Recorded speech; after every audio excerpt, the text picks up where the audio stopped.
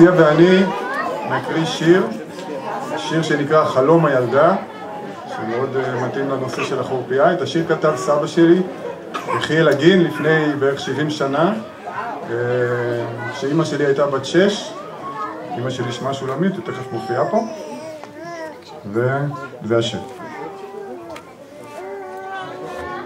עוד חושך פרוס על הארץ, טרם צלצל פעמון, הליל עובד עד ורץ, טרם שכב הוא לישון, ובמיטתה באחד החדרים, שינה מתוקה לה תישן, חולמת חלום תדעים, הילדה שולמית מהגן.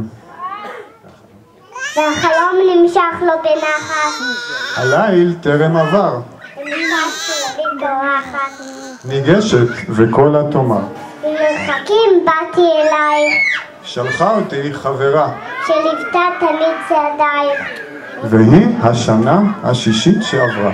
הרוצה לדעת את שמי, ילדה חביבה שולמית, עתינה אוזן שמעי, אני השנה השביעית, את תדעי בנחתך, יום הולדת קבלי במתנה, וזה יהיה חברתך, במשך כל השנה הבאה.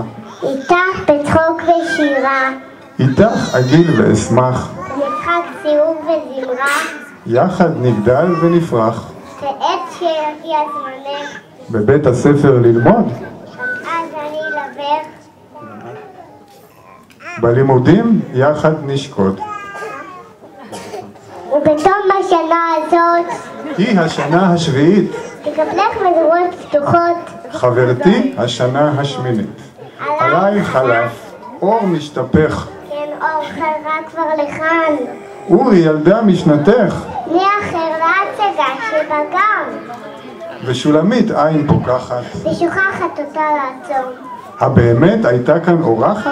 או אין זה אלא חלום, אולם האורחת ליום ההולדת, הנה כאן, על יד שולמית היא עומדת ונהנית מההצגה שבגן.